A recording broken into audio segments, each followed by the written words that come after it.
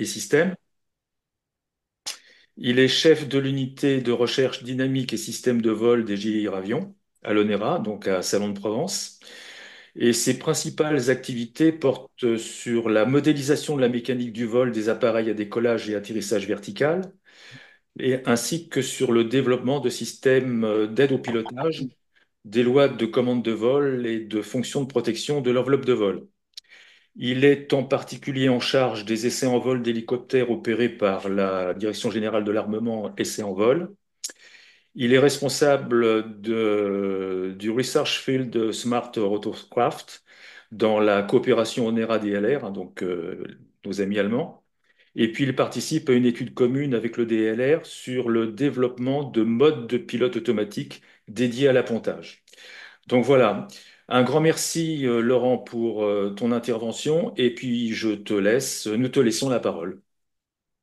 Bien, merci Patrick pour cette introduction. Bonjour, enfin oui, bonne soirée presque. Bonjour à toutes et à tous. Je suis ravi de vous présenter, de vous faire cette présentation donc sur l'appontage d'hélicoptères et notamment les simulations permettant l'aide au pilotage. Alors, en fait, je vais passer une petite partie, peut-être la moitié de la présentation, en fait, pour vous parler des spécificités de l'appontage et des opérations maritimes, alors, essentiellement sur frégate, mais on a à peu près les mêmes problématiques par ailleurs. Et puis en deuxième partie donc de cette présentation, eh bien, je parlerai des axes de recherche, à la fois bon, donc de la simulation et puis des systèmes potentiels d'aide au pilotage pour réaliser ces manœuvres.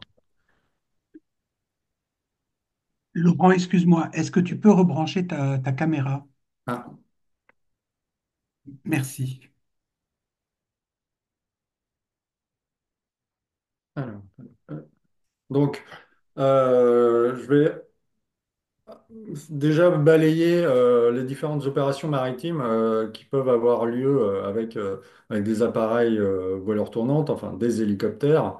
Une des premières auxquelles on peut penser, c'est évidemment les machines opérées par la Marine nationale ou l'aviation légère de l'armée de terre, qui sont pas forcément des marins, mais qui peuvent être amenés à se poser sur des bâtiments pour de la projection de force. Euh, un des premiers navires auxquels on peut penser, c'est le porte-avions. Sur ce bâtiment, eh bien, on a ce qu'on appelle les Pedro, donc des hélicoptères Panther marine que vous voyez sur l'image au centre, qui vont en fait sécuriser les opérations d'appontage des Rafales et en cas de souci, potentiellement d'aller rechercher les pilotes en mer. On utilisera aussi les appareils pour faire de la recherche, du sauvetage au combat et tout ce qui est mission de surveillance, d'intelligence et de reconnaissance à partir de ce bâtiment. On a aussi les appareils qui sont évidemment sur les porte-hélicoptères amphibies, donc PHA, avec ici une projection de force de frappe. Par exemple, les Tigres, qui sont pas forcément des appareils marins, qui sont opérés par la LAT, mais qui étaient utilisés depuis ces PHA pour aller faire des missions de combat en Libye, par exemple. Et puis sur frégate, donc des bâtiments un peu plus petits, eh bien là on aura potentiellement un appareil à bord ou bien des appareils pouvant venir se poser et décoller pour faire de la surveillance maritime, de la lutte anti-navire ou de la lutte anti-sous-marine, avec là aussi enfin, une diversité, disons différents appareils potentiels type Panther. Donc le Panther c'est la version navale militaire du Dauphin et le NH90 par exemple. Donc ça va être les aspects, je dirais, militaires et défense. On a aussi évidemment des besoins pour les opérations offshore, pour aller déposer ou chercher du personnel ou du ravitaillement, porter du matériel sur les plateformes offshore. Là aussi, il faudra bien venir se poser sur une plateforme réduite par rapport à un terrain classique avec des problématiques là aussi de savoir si la plateforme elle est mobile ou pas, enfin si elle est fixée au niveau sur le sol, enfin ou bien si elle est flottante avec potentiellement des mouvements de plateforme, évidemment qui ne seront pas forcément identiques à ceux qu'on a sur navire. Et puis, de plus en plus, dans le futur, ce sera là aussi, c'est à l'avenir un grand champ d'exploitation, eh bien, les parcs d'éoliennes en mer, avec un nouvel usage des hélicoptères pour la maintenance des éoliennes, déposer du matériel ou déposer des personnels.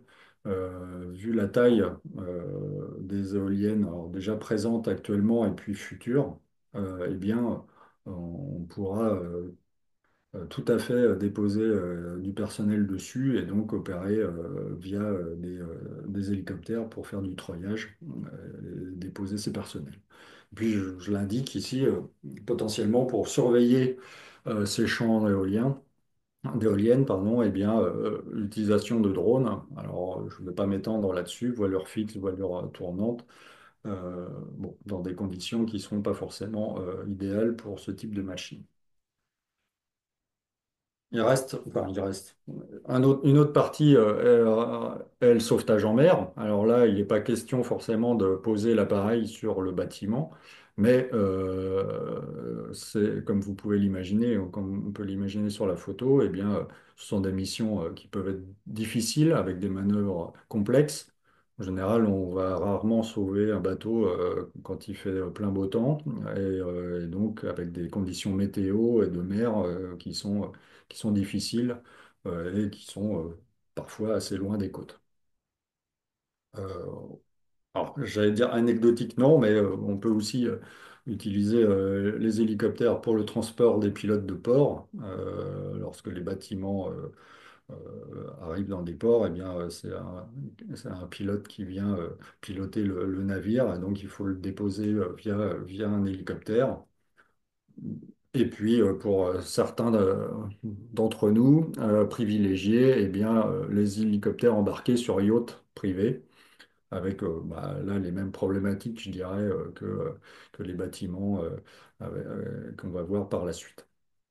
Donc, dans tous les cas, suivant le type d'hélicoptère et les spécifications du navire, eh bien, il est possible de réaliser différentes opérations.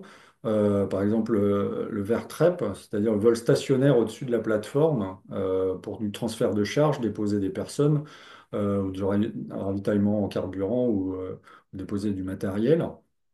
Ça, ce sera par exemple si on n'a pas à se poser, mais si on doit se poser ou redécoller, eh bien, le décollage et l'appontage depuis la plateforme hélicoptère. Et si on se pose, eh bien, il faudra aussi mettre à l'abri l'appareil dans un hangar avec différentes interventions possibles pour l'entretien. Donc, parmi tout ce qu'on peut faire avec des hélicoptères autour de bâtiments, eh bien, les opérations les plus délicates pour la mise en œuvre de l'hélicoptère ou du drone à voilure tournante, eh bien, ce sera intuitivement, on peut l'imaginer, l'appontage, donc se poser sur la plateforme et le décollage.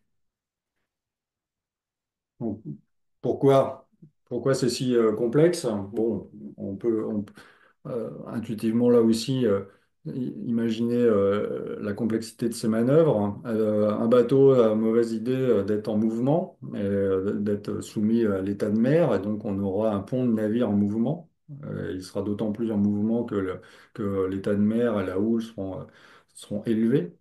On le verra un peu plus en détail par la suite, mais on a un sillage aérodynamique turbulent qui est généré derrière le navire du fait de sa forme, la présence d'un hangar, donc une forme assez spécifique, et puis des superstructures, notamment sur les frêmes, enfin sur les frégates, pardon, de la marine, avec des radomes, des radars, des structures qui vont vraiment apporter une grosse turbulence derrière le bateau.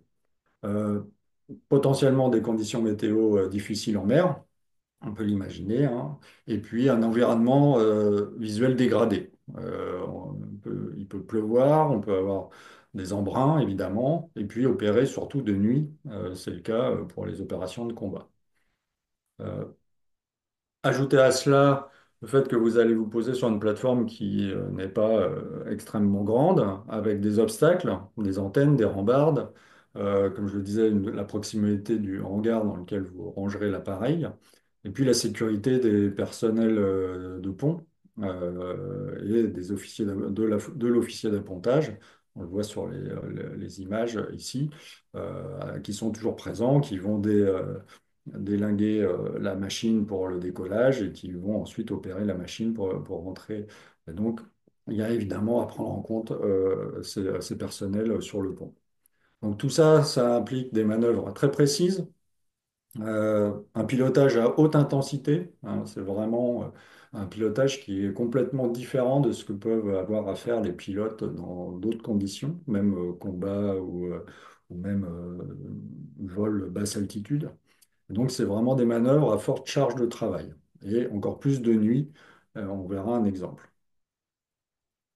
La spécificité ici d'un bâtiment, vous le voyez, faire apponter un NH90 sur une plateforme qui fait environ 18 mètres de large et une vingtaine, 26 mètres de long, comme sur cette frégate Aquitaine. euh, avec un rotor qui fait pour le NH90 16,3 mètres. Donc vous voyez qu'on est à peu près quasiment aussi large que le bâtiment. Et donc l'idée, c'est de venir se poser sur ce bâtiment, avec une spécificité aussi, enfin au niveau de sécurité. Le crash est plutôt plus que prohibé. Évidemment, le pilote ne va pas le faire exprès, mais un appareil qui brûle sur un pont, ça brûle environ en 2 minutes. Et le feu à bord d'un bateau, c'est l'ennemi juré. Donc c'est vraiment des conditions où la sécurité prime avant tout. Les autres spécificités d'un navire, c'est l'environnement aérologique. Vous voyez ici, alors, à gauche, un champ de vitesse dans le plan vertical derrière le hangar. Donc ça, c'est issu de calculs. Et puis sur votre droite, un plan laser qui représente en soufflerie, là aussi, la recirculation due à ce hangar, hein. C'est vraiment une forme très particulière. Et donc, quand le navire va être face au vent, eh bien, va se créer cette recirculation.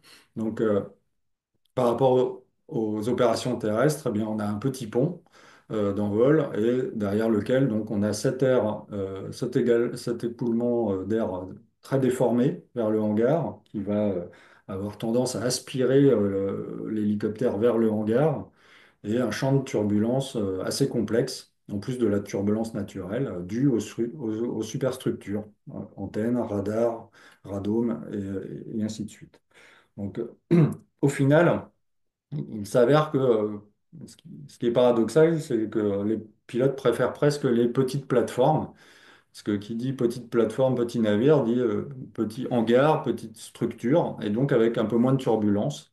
Et comme ils savent bien piloter, ils arriveront plutôt à se poser sur un point de posée limité, mais ça limite aussi les turbulences et notamment les dernières frégates qui ont vraiment des énormes superstructures, des énormes radomes et qui génèrent vraiment une turbulence assez importante à l'arrière. Donc on a, comme je le disais, un phénomène d'aspiration qui s'intensifie à mesure que la hauteur diminue, avec une diminution extrêmement, assez importante du vent relatif, puisqu'on peut avoir jusqu'à 20 nœuds de vent en moins quand on se rapproche du hangar. On le verra aussi, diminuer sa vitesse par rapport à l'air fait qu'en hélicoptère, on a plus de puissance à fournir au rotor principal. Et donc, on va être potentiellement en limite de puissance, ou en tout cas avec moins de marge de puissance, et puis un mouvement à cabrer pour freiner la machine. Et donc, comme je le disais, les pilotes préfèrent les petits navires, au final. Euh, un autre exemple aussi, c'est lorsque les cheminées se trouvent à proximité et génèrent des gaz d'échappement, eh bien, ça peut potentiellement aussi créer des turbulences supplémentaires. La température peut être aussi différente. Et donc, une augmentation de la température implique une diminution de la densité de l'air et donc de portance ainsi que de puissance moteur, même s'il est quand même assez rare. d'avoir des extinctions moteurs dues à ces températures.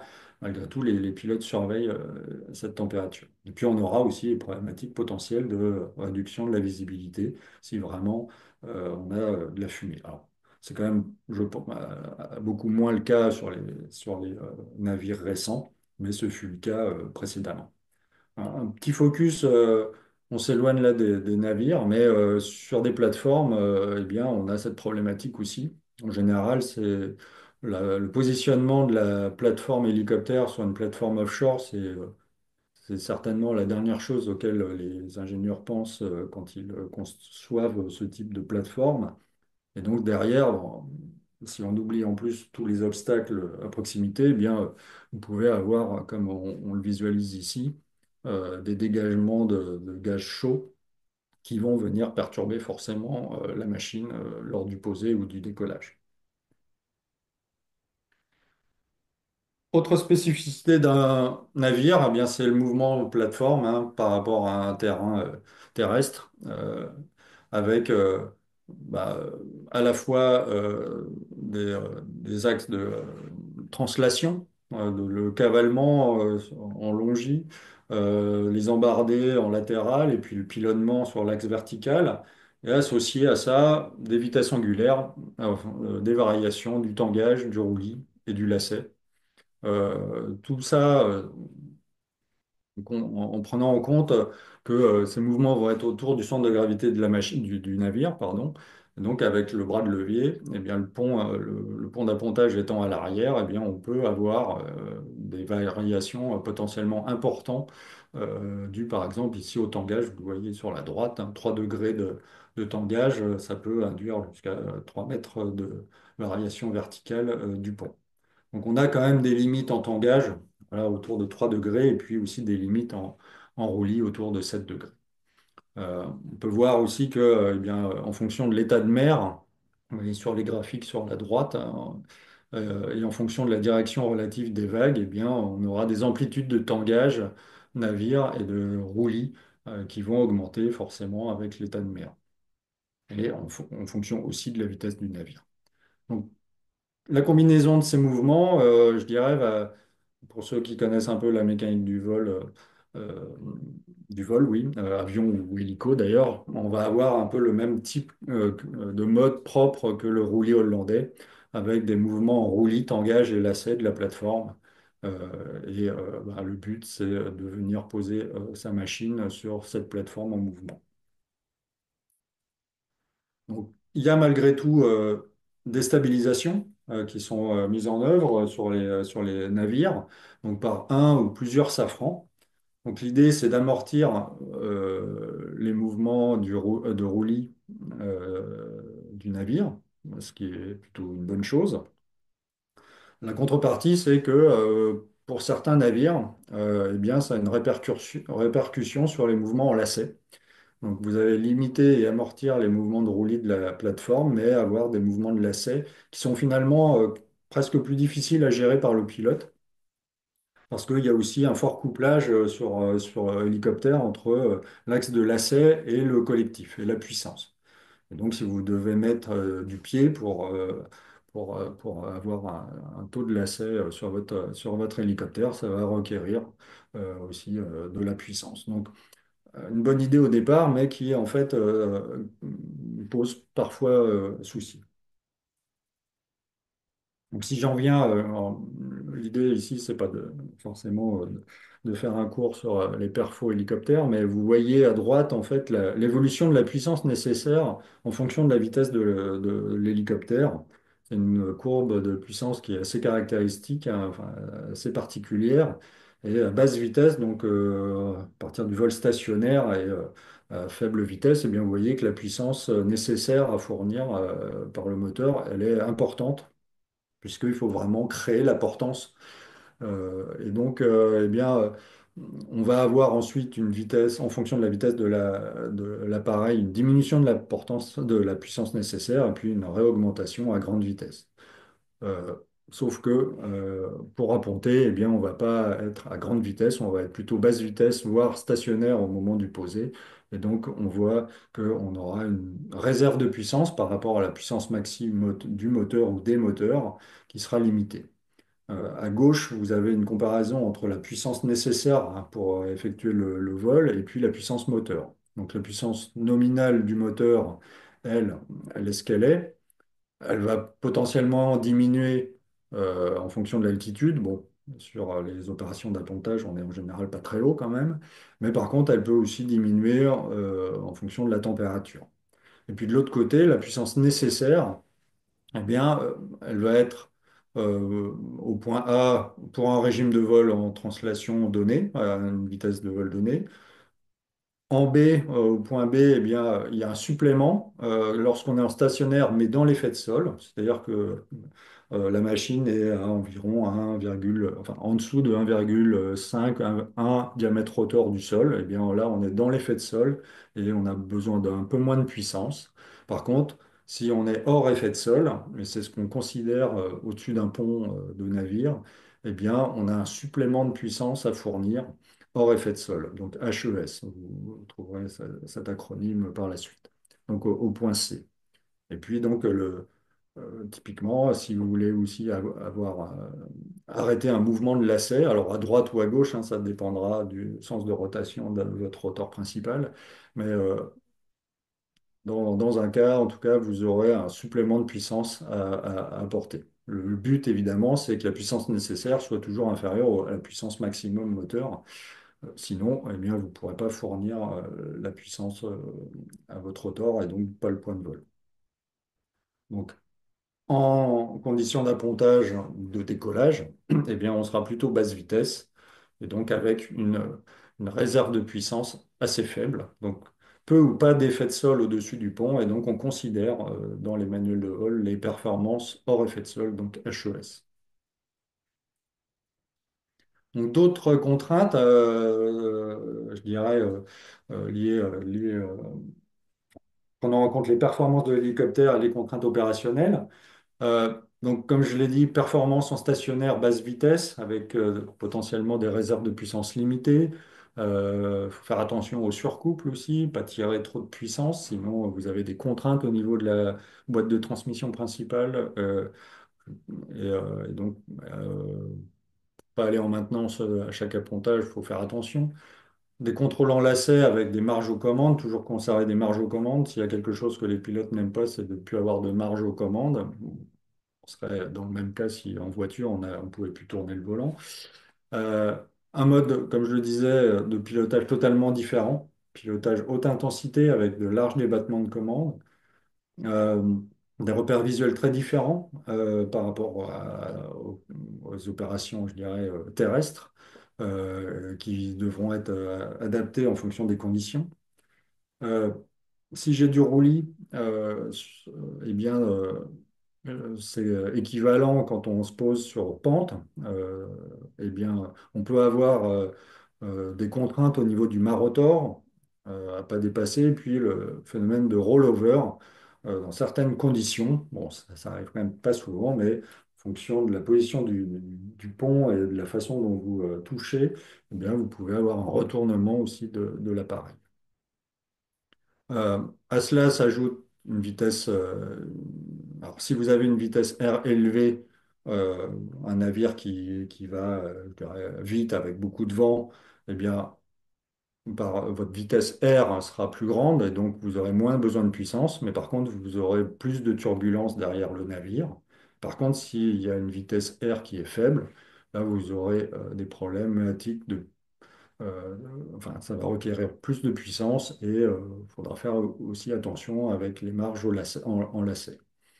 Euh, L'aérologie derrière le hangar, comme je l'ai déjà mentionné, l'appareil va être déventé, voire même aspiré du fait de cette recirculation, aspiré vers le hangar, et donc il va falloir cabrer pour stopper la machine.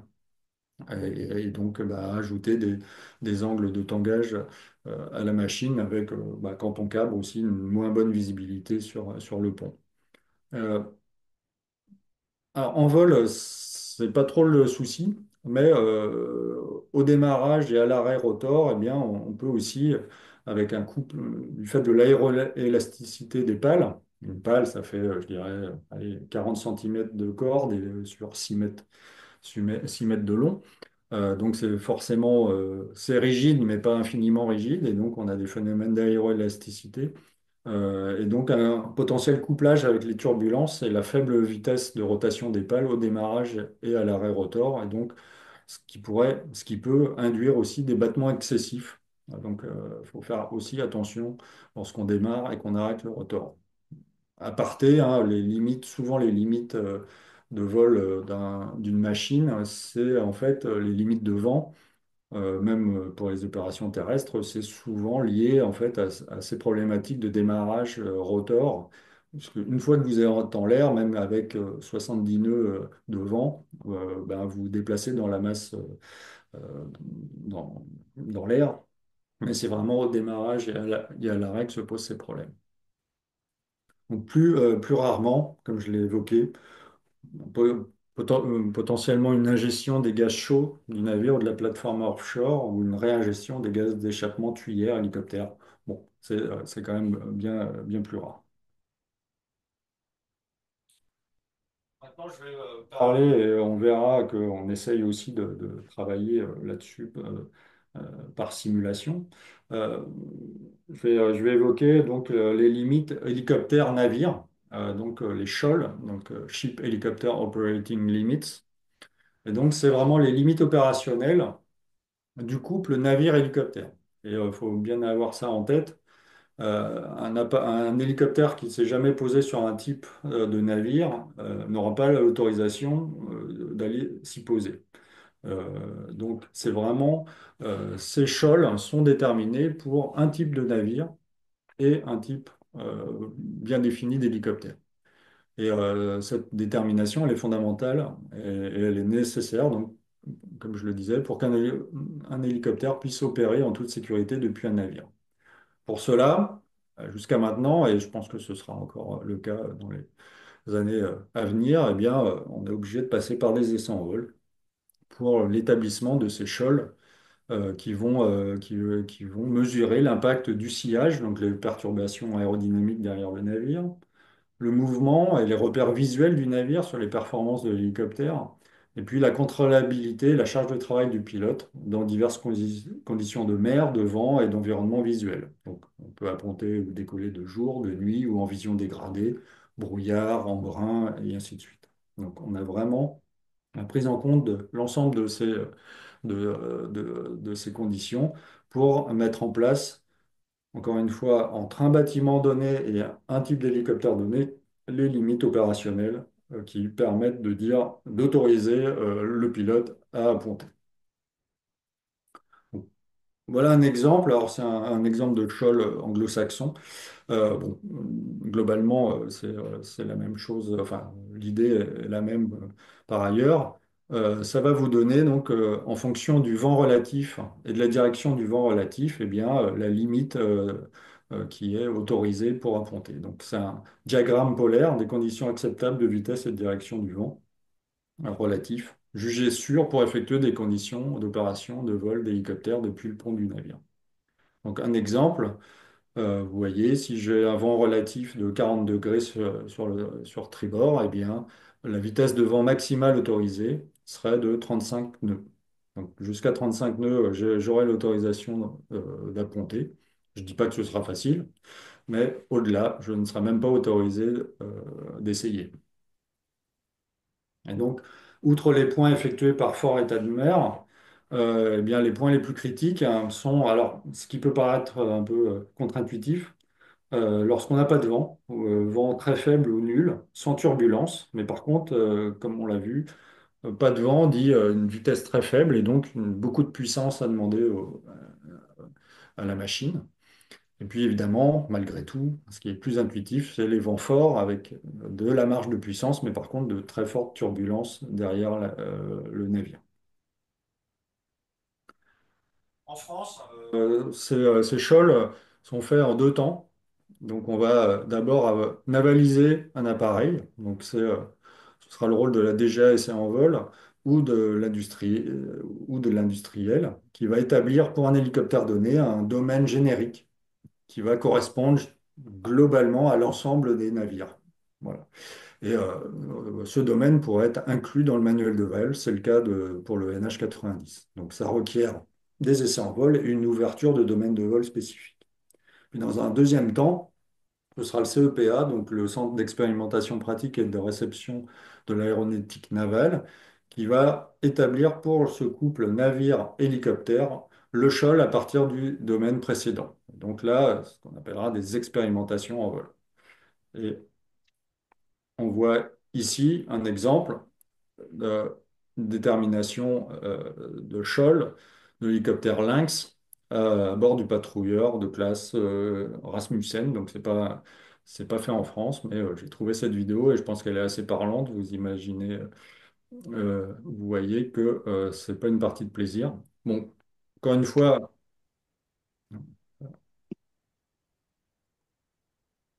encore une fois, c'est des conditions vraiment limites. Hein. Le but, c'est de déterminer les limites opérationnelles. Et donc, en opération, je dirais classique, c'est quand même assez rare d'avoir à poser sur un tel état de mer et de vent. Encore heureux, je dirais. Pardon. Et puis, vu de l'intérieur, vous voyez qu'on n'est quand même vraiment pas très loin du hangar, pas très loin des personnels de pont, et que bah, ça reste du pilotage. Et donc, vous voyez ici l'officier d'appontage, le chien jaune, qui guide la machine, qui guide l'appareil et qui donne les autorisations d'appontage.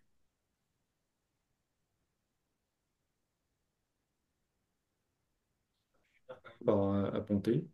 En fait, on le verra, il y a des trains de vagues. Donc, évidemment, le pilote va attendre, hein, s'il peut, que ça se calme un peu. Et en général, ça finit par un petit peu se calmer. Et pendant une fenêtre qui n'est pas forcément longue, vous voyez, là, ça bouge quand même beaucoup moins. Et donc, il peut se poser. Bon, enfin, ça reste quand même assez complexe. Alors, ce qui est important aussi d'avoir en tête, c'est que en cas de modification importante, alors soit du navire, soit de la machine, le navire, ça peut être l'ajout d'un radome ou d'une grosse infrastructure. Pour l'hélicoptère, bien par exemple, le passage de la version Tigre HAP à la version HAD avec 500 kg de masse en plus, eh bien, on doit refaire le SHOL, puisque au niveau du navire, les, euh, les turbulences seront différentes et puis au niveau de l'appareil aussi, les performances seront différentes. Donc en cas de grosse modification, il est obligatoire de refaire le choc. Je vais passer en revue maintenant différentes approches, enfin, comment on peut apponter et comment on peut s'approcher du navire. Donc, la Marine nationale, ou de nuit, ou quand on est en monomoteur, eh bien, on va appliquer ce qu'on appelle l'approche directe. Donc on va être dans l'axe du bâtiment, même ligne de fois, et puis on va approcher donc à partir d'un vol en palier à 500 pieds, 60 nœuds, eh bien, on va établir une pente à peu près constante de 5%, donc ça fait à peu près moins 3 degrés de pente. Et puis, on va se rapprocher du navire et ensuite, eh bien, on va se mettre derrière. Au niveau, on le verra, de ce qu'on appelle la barre de référence horizontale. Et puis, quand les conditions seront appropriées, on va se poser verticalement au-dessus de la grille d'appontage. Donc, il y a ce que j'ai indiqué, donc une optique qui va comprendre un indicateur de pente et de descente, et puis une barre de référence horizontale, la BRH, qui donne vraiment l'horizon. Et donc, le pilote va se caler sur cette référence horizontale pour piloter. Et donc, il va se mettre en fait derrière le pont ou bien au-dessus du pont, mais au niveau de cette BRH. Et puis, on va aussi utiliser, enfin, les pilotes vont aussi utiliser les feux placés autour du hangar et toutes les références visuelles possibles. Et vous voyez hein, que de nuit, eh bien, heureusement qu'il y a quelques feux qui délimitent le pont parce qu'on voit à peu près que ça. Donc, au niveau du posé, Eh bien, on va suivre, comme je le disais, les ordres du chien jaune, donc l'officier d'appontage, hein, qui va vraiment décider, enfin, qui va guider à la fois euh, l'hélicoptère, mais qui pourra aussi ordonner la remise de gaz. Euh, Comme je le disais, les mouvements des navires sont, et malgré tout, si c'est pas si c'est pas purement sinusoïdal, en tout cas, ça en rapproche, sont assez périodiques. Donc, les pilotes vont attendre que le train de vague soit passé et qu'une accalmie arrive pour commencer à se poser. Donc, on va stabiliser la machine au niveau de la BRH, à l'arrière du navire d'abord, puis au-dessus du pont.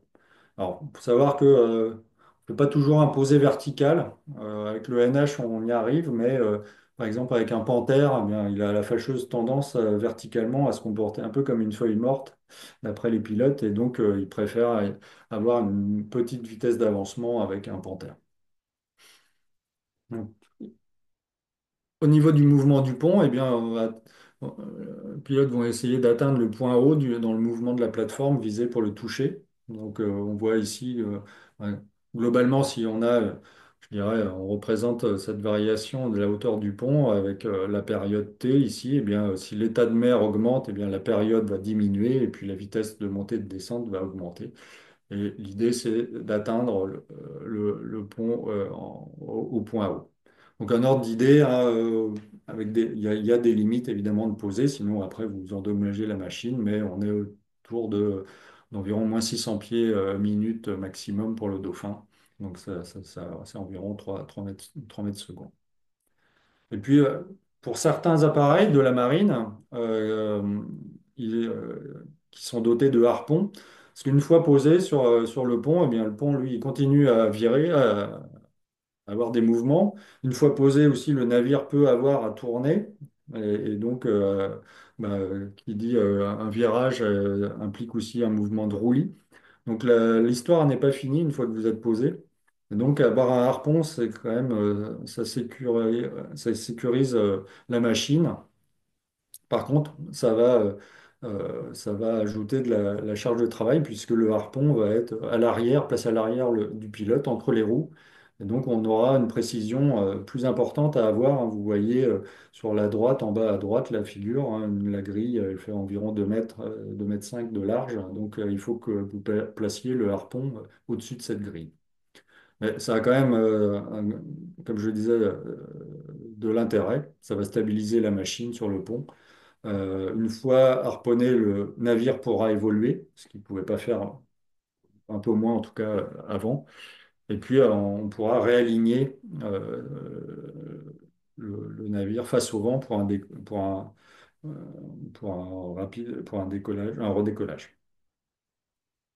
Donc, d'autres approches peuvent être aussi réalisées dans l'axe du vent relatif. Donc là, on n'aura pas forcément on sera pas forcément dans l'axe d'avancement, dans la ligne de foi du navire. Donc, ce sera dans l'axe du vent relatif, ce qui donne ces différentes présentations suivant plusieurs axes. On peut même avoir des approches que vous voyez sur la droite jusqu'à 180 degrés avec un vent relatif venant de l'arrière et donc une approche, je dirais, inversée. On apponte en marche arrière, je dirais, par rapport au bateau. Mais par contre, le vent relatif ici restera toujours de face. Donc ça a des avantages. Ça va réduire les mouvements du pont puisque la houle attaquera le bâtiment voilà, par l'arrière, encore que, j'y reviendrai. Réduire potentiellement, mais pas toujours. Mais par contre, ça va surtout réduire les turbulences, puisque évidemment, le vent relatif enfin, ne sera pas perturbé au-dessus du pont par les superstructures. Par contre, au niveau inconvénient, eh bien, vous aurez moins de repères visuels, puisque vous aurez le pont à gauche ou à droite, et puis un peu derrière vous. Présentation à l'anglaise. Alors là, c'est, je dirais, obligatoire pour les bateaux, les navires multispot, comme le porte-avions ou le PHA ou les PHA. Donc, on va se présenter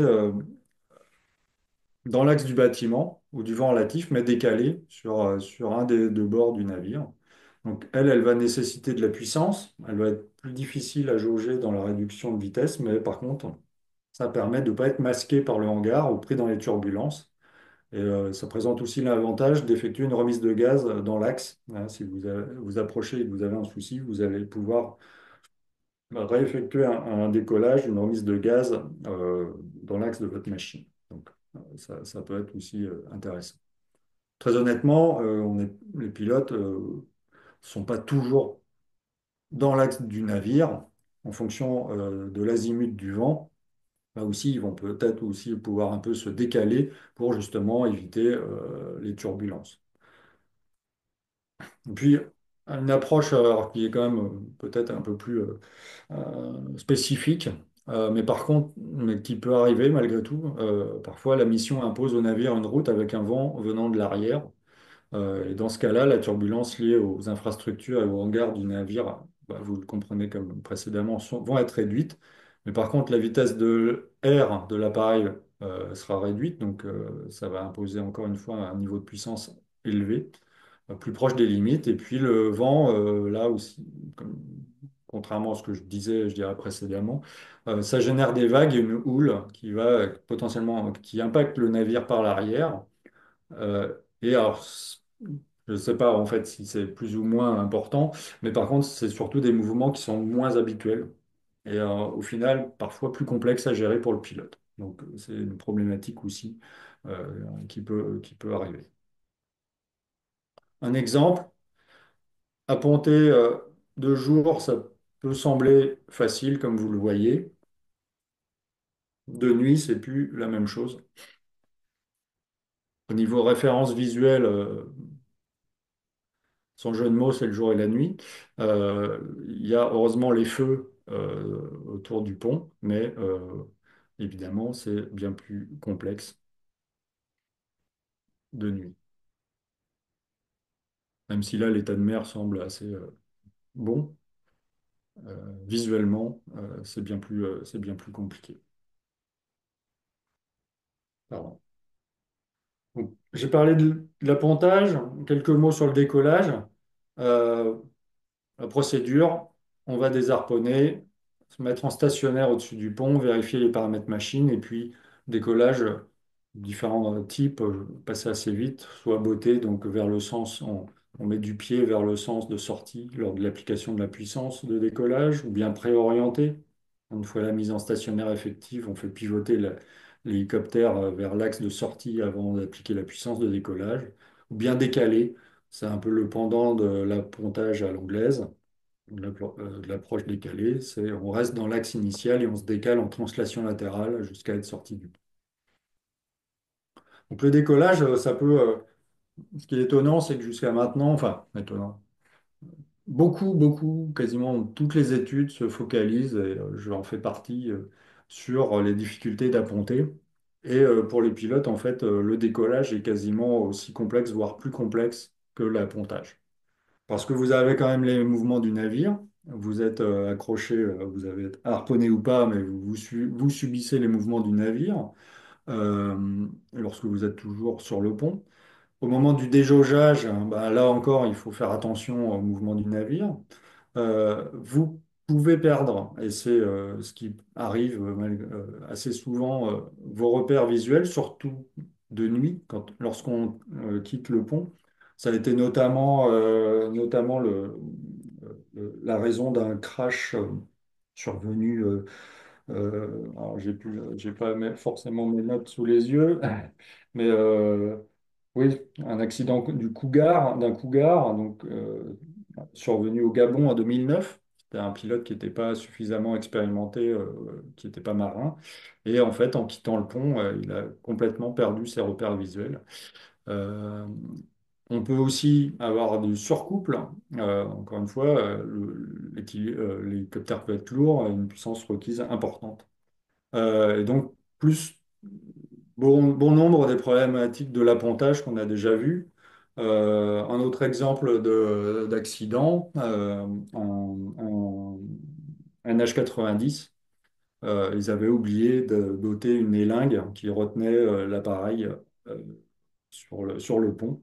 Et donc au moment du décollage, eh bien, l'élingue, elle n'a pas cédé. Et donc ça a induit du roulis du NH90 qui a tapé, qui a tapé. Il y a eu l'équipage hélicoptère s'en est sorti, mais il y a eu 4 blessés, enfin, assez graves, je crois, sur le pont, puisque les pales ont explosé. Donc des problématiques, et puis le fait aussi que le pilote, quand il va décoller, il est, je dirais, un peu moins chaud que quand il a fait 1 heure de vol et qu'il s'apprête à apponter. Donc, le décollage, vraiment loin d'être une partie de plaisir et peut-être, je dirais, sous-estimé par la communauté scientifique en tout cas.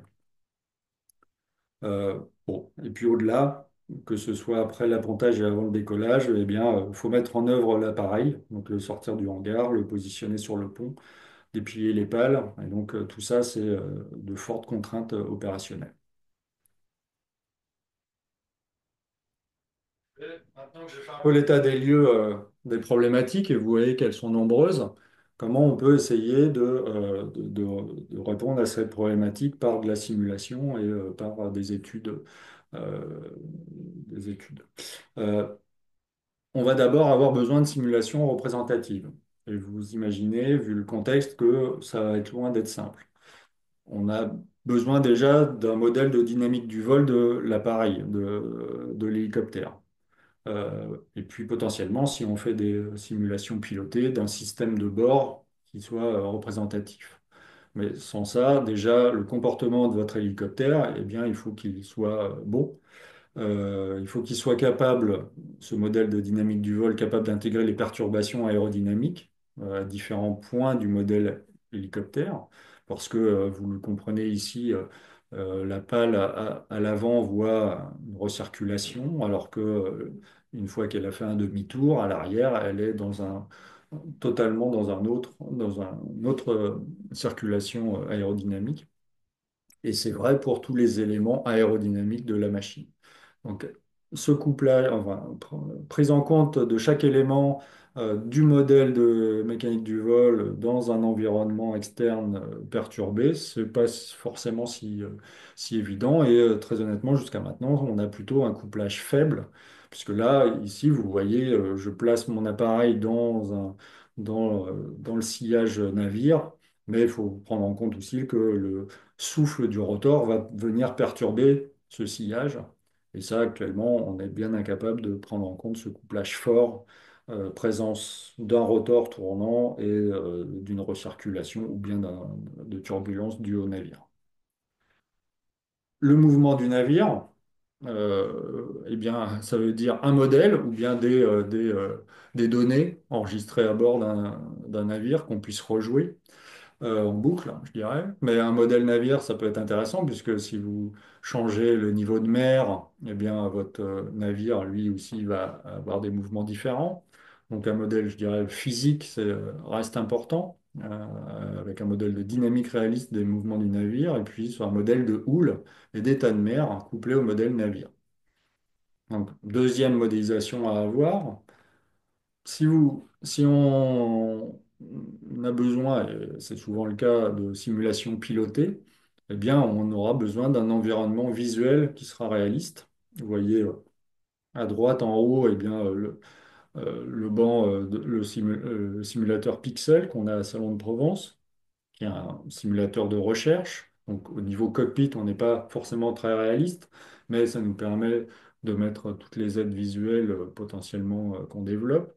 Et puis vous voyez qu'il faut évidemment un modèle 3D du navire, un état de mer, enfin une visualisation de la mer, des conditions atmosphériques, et j'en passe.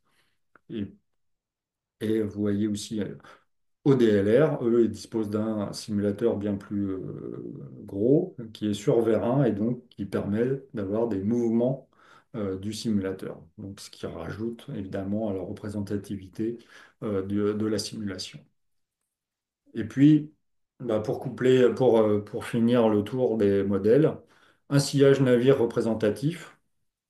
Donc, soit par du calcul basé sur les équations de Navier-Stokes, donc CFD, ou des mesures. Comme vous le voyez, on peut, par exemple, effectuer des calculs autour d'une structure de navire et puis extraire de ces calculs un champ aérodynamique, ou bien, comme vous le voyez en dessous, mettre en soufflerie une maquette et venir sur une grille préétablie mesurer les vitesses du champ aérodynamique. Mais tout ça, derrière, il faut modéliser, enfin, il faut en tirer un modèle et l'implanter dans la boucle de vol pour que votre modèle d'hélicoptère soit capable de prendre en compte ces perturbations. J'accélère un peu parce que je parle, mais le temps passe. Maintenant, quelques axes de recherche qui ont pu être, je vais plutôt me focaliser, vous comprendrez, avec ce qu'on a fait dans le passé ou bien dans le présent à l'ONERA. Donc les shoals, vous l'avez compris, c'est, pour un shoal, c'est environ 20 heures d'essai en vol. Ça veut dire un bateau disponible, un équipage, un hélicoptère. C'est du temps, de l'argent, pas toujours les conditions météo qui vont bien. Et donc, pouvoir estimer des shoals par simulation, ça reste intéressant. Peut-être pas déterminer l'ensemble du diagramme, mais des points critiques et qui pourraient être ensuite validés en vol. Donc là, ça va nécessiter un modèle de mouvement de navire, sillage navire, modèle de dynamique du vol, plus eh bien, un outil d'estimation de ce shoal. Parce que le shoal, il est déterminé par, je dirais, l'acceptation du pilote, ou en tout cas son, oui, il va donner une note s'il considère que l'appontage qu'il a fait, évidemment, il y a des contraintes machines, mais lui, derrière, pilote d'essai, dira là, ça devient inacceptable ou on peut continuer à augmenter, on peut aller plus loin en termes de limites. Eh bien, cette estimation, je dirais, subjective du pilote, eh bien, il faut arriver à en créer un modèle. Donc, c'est ce qu'on avait pu faire à l'occasion d'une thèse qui avait été effectuée en 2017 par un ingénieur navigant d'essai brésilien qui était venu à l'ONERA Salon pour faire sa thèse et donc il avait développé ce Shoal Sim, donc un outil de simulation permettant la préestimation des shoals. Ça veut dire générer une trajectoire. Là-dedans, il n'y a aucun pilote dans la boucle, hein, donc tout est fait par simulation. Donc générer une trajectoire, mettre en place un pilote virtuel qui va suivre évidemment cette trajectoire et puis qui va décider du poser. Et donc vous voyez ici que eh bien, sur la base, grâce à ce pilote virtuel, on arrive à faire apponter un EC-225 sur le pont d'un navire. Ici, hein, dans le modèle, il y a bien un modèle de sillage frégate hein, qui est issu des mesures en soufflerie que vous avez vues sur la planche précédente, un modèle qui a été développé dans les années 99, en 2000. Et donc, eh bien, non seulement on peut réaliser l'appontage, mais derrière, il faudra aussi avoir un module d'acceptation de la manœuvre et de prédiction de la charge de travail. Ça, normalement, c'est donné par le pilote à bord, mais là, comme il n'y a pas de pilote à bord, il faut essayer d'intuiter ce que pourrait dire un pilote sur l'acceptation de la manœuvre ou la prédiction de la charge de travail. Et donc, à partir de là, estimer potentiellement un choc. Donc voilà un axe de recherche potentiel. Très honnêtement, depuis cette thèse, on n'a pas forcément plus avancé à l'ONERA, mais c'est évidemment quelque chose qui est très intéressant pour la marine ou les industriels. On va avoir d'autres axes de recherche, en tout cas à chaque sortie, chaque conception d'un navire, eh bien, ce qui est intéressant, c'est de mesurer le sillage en soufflerie pour savoir eh bien, déjà les niveaux, au niveau des plots, des slots de posée, eh ben, quelles seront les conditions sur ces slots. S'il y a des cheminées, d'essayer de placer les entrées d'air pour l'air qui sera distribué dans le navire, ben, pas dans un axe de fumée. Et puis aussi être capable, grâce à ces mesures, de placer les girouettes et tout ce qui est mesure de vitesse nécessaire pour un navire ben, au bon endroit, c'est-à-dire à un endroit où justement l'aérologie n'est pas perturbée par la forme propre du navire. Donc, beaucoup de choses qui sont utiles pour la conception d'un navire, et puis évidemment aussi le couple hélicoptère-bâtiment. Donc avec un passage en soufflerie des bâtiments de la marine. Un autre axe de recherche, c'est notamment aussi une thèse qui a eu lieu à l'ONERA qui s'est finie l'année dernière, euh, thèse avec Naval Group, hein, qui conçoit les navires. Et l'idée ici, c'est d'essayer de contrôler le sillage des navires. C'est-à-dire que au-dessus du hangar, eh bien, on va venir euh, mettre de l'air, injecter de l'air ou bien avoir des volets ou des éléments braquables ou des systèmes de soufflage, comme je le disais, pour modifier la bulle, par exemple, de recirculation. Vous voyez, à gauche, sans contrôle, sur les figures du milieu, sans contrôle, et puis avec un contrôle, donc un jet d'air de 45 mètres secondes, donc c'est pas négligeable, mais qui va diminuer beaucoup la bulle de recirculation. Et puis ça a permis aussi, passage en soufflerie, de voir cette interaction sillage navire et rotor. Et vous voyez en dessous une visualisation par tomoscopie laser du couple rotor et pont du navire. Donc là aussi, euh, le navire il est ce qu'il est, mais on peut peut-être trouver des systèmes actifs, je dirais, qui permettent de réduire les turbulences à l'arrière. On va mettre aussi potentiellement en œuvre des méthodes numériques plus ou moins lourdes. Là, ici, je vais plutôt, alors, je ne suis pas spécialiste des méthodes numériques, mais euh, on va appliquer des méthodes de modèle CFD, donc basées sur les équations de Navier-Stokes potentiellement. Et donc, pour essayer de calculer les sillages de frégates ou pour aider à la conception aérodynamique du porte-avions avec donc une modélisation et je dirais des calculs haute fidélité. Donc, bah, le problème, c'est que c'est des calculs assez lourds. Il faut aussi un navire qui soit déjà designé, puisque pour appliquer ces méthodes, il faut mailler le navire et l'environnement.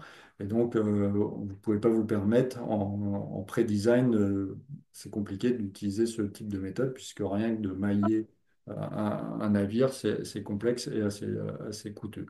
Donc, on va aussi essayer de développer de la CFD rapide avec différentes techniques, Lattice Boltzmann ou d'autres techniques, je dirais, un peu plus rapides. Vous voyez en dessous, par exemple, un projet OTAN qui a eu lieu il y a quelque temps où on a essayé d'appliquer des méthodes de calcul mécanique des fluides, mais un peu plus rapides et qui prennent aussi, et ce qui est important aussi ici, une plateforme en mouvement. Comme je le disais, vous avez une aérodynamique qui est donnée par le vent, mais aussi qui va être modifiée par les structures du navire qui a lui-même des mouvements. Et donc, il faut être capable d'intégrer ces mouvements dans les calculs CFD. Pour des simulations pilotées d'entraînement, eh bien, l'idée, ça va être vraiment d'améliorer la simulation de la mécanique du vol, la dynamique de l'hélicoptère avec cette interaction sillage et hélicoptère et d'intégrer donc des sillages dynamiques dans la mécanique du vol. Vous voyez un exemple ici à droite de ce qui peut être fait au DLR où on a derrière la frégate eh bien, un champ aérodynamique perturbé qui est pris en compte par la simulation de l'hélicoptère et donc avec aussi un environnement de simulation amélioré, une visualisation, un mouvement du navire, les états de mer plus réalistes. Je sais que ça parlera à certains d'entre vous, mais l'idée ici, on parle de navire, ça peut être aussi, comme je l'évoquais, derrière des éoliennes qui deviennent de plus en plus grandes et donc qui vont avoir un sillage très perturbé derrière elles. Si vous devez venir treuiller derrière, eh bien, vous aurez besoin de prendre en compte ce sillage particulier. Et donc vraiment l'idée ici, c'est de vous montrer que à partir de calculs CFD assez lourds, donc je dirais une approche haute fidélité, eh bien, on peut avoir une approche haute efficacité avec extraire de ces modèles complexes, des modèles plus simples, mais par contre qui peuvent tourner en temps réel et qui peuvent permettre par exemple des simulations pilotées dans des simulateurs. Donc, j'en viens à l'automatisation, loi de pilotage et système. Je vais aller assez vite parce que l'heure avance. On peut développer des lois de pilotage par objectif. Par exemple, piloter directement la vitesse de l'appareil par rapport à la frégate avec une technologie de mini-manche. Tout ce qui est mode supérieur de pilote automatique avec des modes dédiés pour l'appontage. Des modes basés vision où la machine va être capable de prendre en compte des points spécifiques tracés sur le pont et de se baser sur cette vision de ces points pour contrôler l'hélicoptère. Estimation en temps réel de fenêtres d'appontage, de conditions de rollover, comme je l'ai déjà mentionné, ou bien par exemple au DLR, le contrôle automatique de la charge suspendue d'un hélicoptère pour les opérations d'élingage.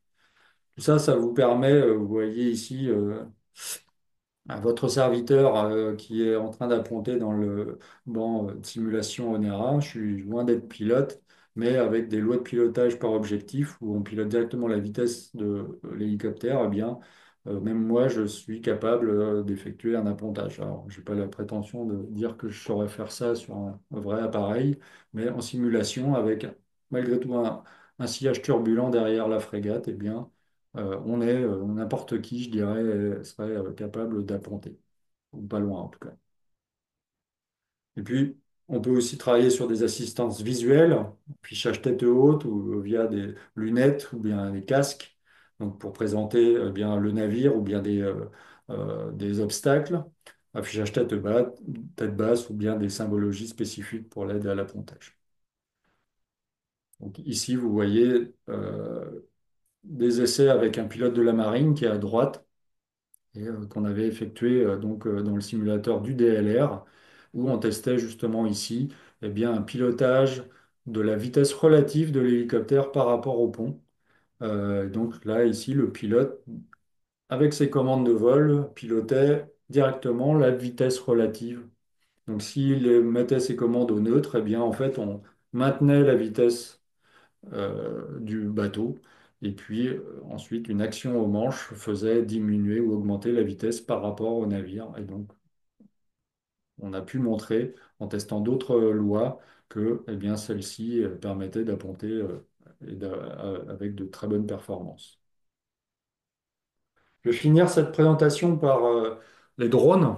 Là aussi, elle est assez vite, mais un peu comme sur Terre, eh bien, il y aura certainement de plus en plus de drones embarqués. Parce que ça va étendre le champ de vision du navire.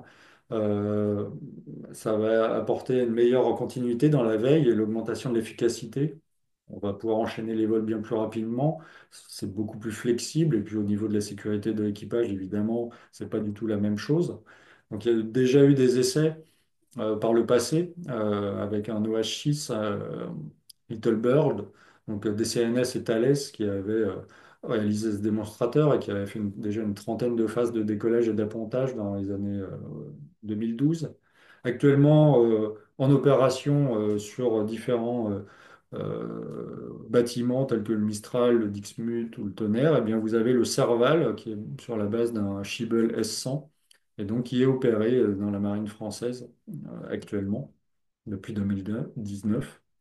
Et puis actuellement, Airbus Hélicoptère développe le SDAM, hein, donc sur la base du VSR 700, qui est en fait un drone qui a été réalisé à partir du Cabri G2 que vous voyez à gauche. Et donc il y a déjà eu des vols de ce Cabri G2, je dirais, automatisé en 2022. Et puis le premier vol libre du VSR dans sa forme finale, je dirais, en juillet 2022 et des essais sur la FREMM Provence en octobre 2023. Donc ça peut préfigurer aussi un nouvel appareil à bord des bâtiments de la marine. Ça évidemment implique des problématiques associées. Il faut disposer d'un pilotage autonome. Il n'y aura pas de pilote à bord. Un système de contrôle à longue distance aussi, un système d'appontage et de décollage automatique fiable. Alors même si on pense réaliser d'abord, peut-être on pourrait imaginer qu'un opérateur à bord reprenne la main sur le drone pour le faire apponter. À terme, il est évidemment question de le faire apponter et décoller automatiquement. Il faut établir une liaison de données sécurisée entre le navire et le drone. Jusqu'à maintenant, il n'y en a pas, même sur les appareils, même sur les hélicoptères. Et donc, bah, c'est le pilote qui regarde le navire et qui reçoit potentiellement, qui voit l'officier d'appontage. Mais là, il faudra que le drone ait une liaison de données sécurisée avec le bateau. Il faut évidemment améliorer le rapport performance-masse des capteurs pour pouvoir soulever autre chose que la machine seule. Tout ce qui est problématique de compatibilité électromagnétique, hein, les radomes et les radars des bateaux, ça crache pas mal. Et donc, évidemment, il faut assurer cette compatibilité. Et puis, intégrer un vecteur sur un navire où opère déjà un appareil embarqué. Donc, je vais conclure. J'ai pris un peu de temps, mais vous l'avez compris, si les opérations d'appontage et de décollage sont quand même assez délicates, on peut l'imaginer, eh bien, heureusement, grâce à des procédures quand même très cadrées et puis à l'entraînement aussi des équipages, il y a très peu d'accidents. Mais ça n'empêche pas de continuer à travailler dans de nombreux domaines pour encore augmenter la conscience de la situation et la sécurité des équipages, les performances des machines. L'enveloppe opérationnelle, hein, le shoal du couple hélicoptère-navire, que ce soit dans l'augmenter, essayer d'augmenter ses limites, enfin réduire les limites, pardon, et puis potentiellement de l'estimer par simulation. L'idée aussi est de réduire la charge de travail des pilotes et puis de rendre possible la qualification d'appareils autonomes. Tout ça pour dire que même si on ne travaille pas forcément sur l'appontage en lui-même, eh bien, ces manœuvres, elles couvrent vraiment un domaine, de nombreux domaines et de problématiques. Et ça offre quand même d'assez formidables cas d'application en matière de recherche, que ce soit en lien direct avec ces opérations ou bien des études plus amont. Mettre en place des méthodes numériques de calcul, des méthodes de synthèse de lois de contrôle qui évidemment peuvent répondre à ces opérations, mais qui globalement peuvent répondre à toutes les opérations effectuées à bord d'appareils. Voilà, j'ai terminé cette présentation. Je vous remercie de votre attention et je suis prêt à répondre à vos questions. Merci beaucoup, Laurent, pour cette excellente présentation très intéressante. Je te laisse la parole, Cyril, pour poser les quelques questions. Oui, tout à fait. Donc, il y avait mais je pense que vous avez répondu, il y avait une question de Denis. Avec le développement d'outils d'aide au pilotage toujours plus performants, peut-on envisager l'appontage de drones sans pilote? Peut-être cela a-t-il été déjà réalisé? Je crois que vous en avez Voilà. parlé dernièrement. Ça a été fait. Reste encore une fois la problématique de la robustesse de ces lois de pilotage automatique, de cette sécurisation comment, des échanges entre le navire, l'état navire et l'appareil autonome. Euh, et puis aussi, alors je sais très honnêtement, je ne sais pas jusqu'à quel niveau de mer ils ont validé les appontages du VSR 700, mais là c'est pareil, hein. État de mer 5, 6, je pense qu'ils y sont allés, mais à voir. Et évidemment, est-ce que le drone aura des capacités aussi étendues qu'un appareil piloté, à voir. Mais en tout cas, ça a déjà été fait et ce sera à l'avenir fait de plus en plus, et jusqu'à au niveau opérationnel. Il y avait une question de Michel Poliaco concernant l'appontage de nuit. Donc, il mentionnait donc les jumelles de vision nocturne. Je crois que aussi vous avez évoqué tout ce Oui, qui était lié à la vision haute et basse. alors, c'est vrai que là, moi, le film que vous avez vu, c'est sans JVN, hein, sans jumelles de vision nocturne. Euh, alors, c'est pas gagné que tous les appareils soient, parce que euh, enfin, pour piloter sous JVN, il faut que le cockpit soit adapté. Euh, Pas certain que tous les appareils soient adaptés et que toutes les opérations de nuit se fassent sous JVN. Mais c'est vrai que, évidemment, je n'ai pas là d'exemple. Piloter sous JVN, ça aide énormément, hein. C'est vraiment, alors je dirais pas comme en plein jour, loin de là, mais malgré tout, vous avez quand même beaucoup plus de références. malgré tout, vous en aurez quand même évidemment beaucoup, beaucoup moins que pour un appontage ou un décollage de jour. Même. Donc, en effet, il y a cette aide, mais ça ne pallie pas quand même au manque de repères visuels. Il y avait une question d'Yvan qui était faut-il comprendre que les pilotes d'autres armées, que ce soit l'armée de terre ou l'armée de l'air, doivent avoir une formation spéciale pour être autorisés à ponter? Je pense qu'il n'y a que les pilotes de la Marine nationale qui ont les Alors, compétences. en fait, il faudra qu'ils non, il n'y a pas. Non, non. Par exemple, les tigres, ils sont opérés par la latte, ou bien, comme j'évoquais, le problème du Cougar survenu au Gabon en 2009, c'est justement des pilotes mais qui étaient autorisés, enfin qui avaient eu qui avaient été euh, qualifiés pour apponter, encore une fois sur ce navire et pas un autre, avec cet appareil donné. Mais voilà, forcément, un pilote de la LAT, il va pas apponter autant de fois qu'un pilote de la marine, et donc il n'aura pas une expérience aussi euh, étendue qu'un marin. Et donc, en effet, ce sera toujours un peu plus délicat, je pense, pour un pilote de l'armée de terre d'apponter. Ça veut dire qu'ils ont des formations spécifiques Oui, que la Marine leur donne. Enfin, ils ont des.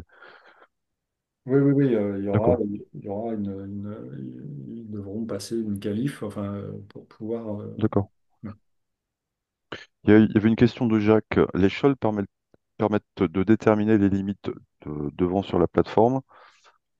Permettent-elles donc de délimiter les vents sur la plateforme? Comment sont calculées les limites de mouvement LRT des dites plateformes en référence aux exigences du doc OACI 92-61, Oula! paragraphe 3.2.5.1. Ah, J'avais oublié là. alors, faudra m'envoyer la question par écrit et je me ferai un plaisir de potasser pour y répondre. J'ai pas les références. On vous enverra la question là. J'ai pas les références, les limites.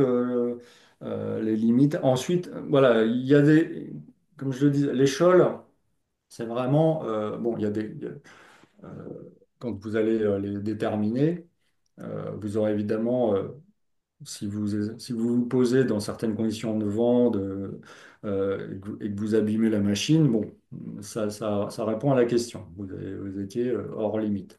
Maintenant, il y a aussi, comme je l'évoquais, une notation du pilote. On utilise ce qu'on appelle la notation Cooper-Harper, ou c'est notation approche qualité de vol, et donc le pilote va dire, oui, j'ai effectué mon posé et j'estime que c'est correct, avec évidemment toutes les contraintes qui ont été mesurées à bord. Si ces contraintes sont bonnes, il y a aussi l'estimation du pilote.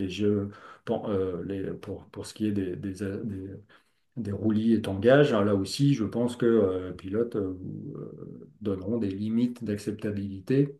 Il y a aussi des limites machines, hein, de poser sur pente, mais le pilote dira aussi que au-delà de X degrés, ça devient compliqué à faire. Mais envoyez la question et j'essaierai d'y répondre un peu plus précisément. D'accord, je vous l'enverrai. On vous l'enverra plus exactement. J'ai pas d'autres questions. Ah si. Non, il n'y a pas d'autres questions. Il y avait une question qui vient d'arriver Oui, là de la part oui, de tout à fait, Nicolas. Oui. de Nicolas, oui. Y a-t-il des jeux de simulation de vol qui sont réalistes ou relativement bien faits sur notre sujet du jour? Ah, c'est une bonne question. Là aussi, je me renseignerai. Euh, j'ai pas. Alors, pour les opérations maritimes, alors au niveau appontage, je sais pas. Flight Simulator, j'ai vu récemment. J'étais même bluffé. C'était au stand, c'était sur un forum European Rotors à Amsterdam la semaine dernière. Il y avait un stand du DLR et du NLR. Où ils présentaient justement les aides qu'ils ont mis en place sur des lunettes Microsoft qu'on trouve dans le commerce et où ils projettent en fait sur ces lunettes eh bien, par exemple, autour d'éoliennes ou d'obstacles, eh bien, on peut venir mettre euh, des choses. Et dans cette présentation, j'étais bluffé par le visuel, par la représentation visuelle et le réalisme. C'était des opérations, alors là, autour d'une plateforme offshore, mais je crois qu'il y avait aussi un bâtiment. Et franchement, j'étais assez bluffé par le réalisme. Alors là, je parle uniquement du réalisme de la scène visuelle. Maintenant, derrière, Flight Simulator, au niveau de la dynamique du vol hélicoptère, je ne sais pas ce que ça vaut. Je ne l'ai jamais utilisé, j'ai jamais. Bon. Et bon, j'émettrais quand même un peu plus de doutes sur le réalisme de la mécanique du vol. Et comme je le disais, le gros souci, c'est de ce couplage entre une aérodynamique externe très perturbée, un champ aérodynamique très perturbé, et sa prise en compte par le code de simulation. Euh, à l'ONERA, on est encore à pouvoir potentiellement prendre, comme je le disais, en fonction de la position de l'élément qu'on calcule, l'empennage ou une section de la pale, et ainsi de suite, de prendre le champ aérodynamique local et le prendre en compte dans la simulation. Par contre, inversement, on ne va pas être capable actuellement de prendre en compte par exemple le souffle rotor qui va impacter le pont, qui va donc modifier l'aérologie et ainsi de suite. Donc il n'y a pas de couplage fort. On place jusqu'à maintenant la machine dans un champ donné et puis on voit l'impact sur la dynamique du vol de l'hélicoptère. Mais à l'inverse, il y a aussi ce couplage et ça, c'est quand même extrêmement complexe. Et pour l'instant, d'ailleurs, je pense que c'est impossible à faire de manière réaliste, puisqu'il faudrait vraiment des calculs CFD, enfin des calculs assez poussés et qui sont loin d'être possibles en temps réel, voire même en temps raisonnable. Donc, euh, ça répond pas forcément à la question. Je dis juste que il faut se méfier avec les jeux. Au niveau graphisme, c'est fabuleux. Derrière, méfiance, hein, vous avez la planche où tous les modèles doivent être mis, qu'il faut pour avoir une représentation réaliste, euh, doivent être mis en œuvre. Et là, je ne sais pas au niveau des jeux, ils sont capables de ça. Et même au niveau comportement d'un hélicoptère, très honnêtement, je ne pense pas que ça soit aussi réaliste que ça. Mais là aussi, je me renseignerai auprès de gens qui, euh, qui connaissent un peu plus que moi les jeux. Bien, merci à vous, parce que moi, j'ai pas d'autres questions. Peut-être qu'il y en a. Il y avait une question d'André Et il y Morin en a une concernant le nouvelle qui est. fonctionnement Ah oui, du harpon. ah oui, comment fonctionne le harpon? Ah, alors, enfin, je sais pas ce qui est demandé.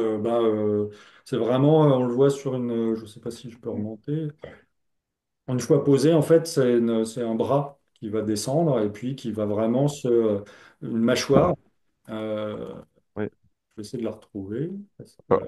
C'est Alors là. moi, Ah, vous voyez? je peux témoigner humblement parce que j'ai fait mon service Ah, national sur la marine nationale sur une corvette anti-sous-marine où il y avait deux lynx. Et hum, effectivement, il y avait un harpon dessus ouais, avec une grille, effectivement. Et quand les mecs étaient posés, ben voilà. voilà, le harpon Voilà, se donc mettait dans un.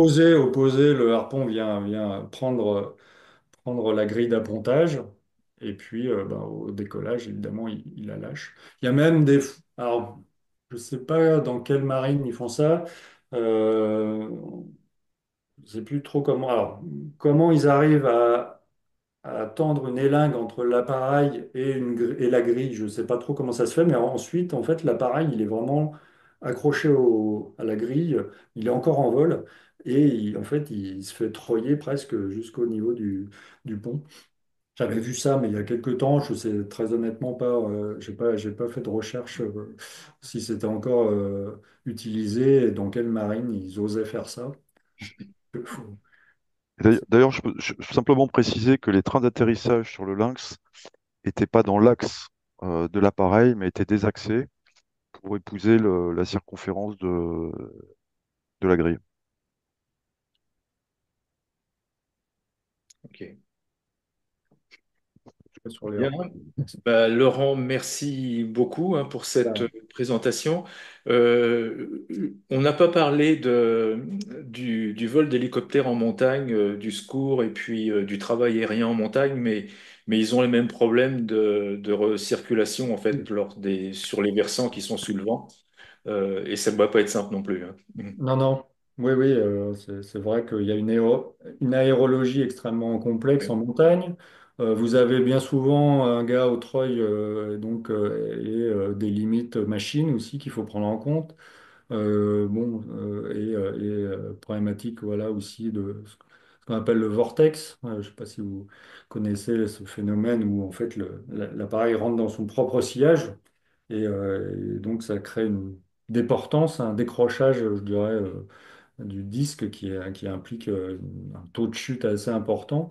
Donc oui, des problématiques euh, sont un peu différentes, mais la montagne a cet intérêt de moins bouger qu'un navire, mais avec par contre là aussi des turbulences atmosphériques, et des vents assez complexes à gérer, et puis souvent, encore une fois, soit une civière, soit quelqu'un oui, au bout de l'élingue, et donc avec tous les problèmes de sécurité pour cette personne. Ouais. oui. Bien, merci Laurent, on va arrêter là. Donc, je vous rappelle, si vous souhaitez recevoir le PDF de la présentation, vous m'envoyez un petit message rapide à l'adresse email 3af.idf@orange.fr comme d'habitude, et puis je vous enverrai donc Laurent va m'envoyer sa présentation format PDF d'ici samedi, et je vous enverrai cette présentation au plus tard dimanche soir. Voilà, vous retrouverez l'enregistrement de cette conférence sur la chaîne YouTube du groupe Île-de-France. Quelques informations concernant les prochaines conférences. Le mercredi 4 décembre, nous aurons le Rafale Marine sur le Charles de Gaulle, là, qui sera une conférence qui sera proposée par Philippe Perrier, qui est un ancien directeur de programme sur le programme Rafale au niveau de Dassault Aviation. Le 11 décembre, une conférence sur le Flaring Neuron, le système anti-collision évolutif et complet. Donc là, cette conférence sera proposée en partenariat avec le comité régional aéronautique d'Île-de-France. Et puis l'année prochaine, un colloque organisé au Musée de l'Air. Ah non, c'est pas un colloque, c'est une conférence qui sera proposée par Gérard Laruelle, qui est le président du comité jeune de la 3AF, et qui présentera les 1001 métiers de l'aéronautique et du spatial. Donc ça intéresse tous les jeunes là qui sont au niveau de la première, du bac, et puis qui s'engagent dans l'enseignement supérieur. Donc là, c'est quelque chose. Donc cette conférence a déjà été faite à 2 reprises et il y avait tellement de demandes que Gérard a proposé de la refaire. Donc diffuser autour de vous, ça intéresse tous les jeunes, effectivement, qui s'intéressent à l'aéronautique et au spatial.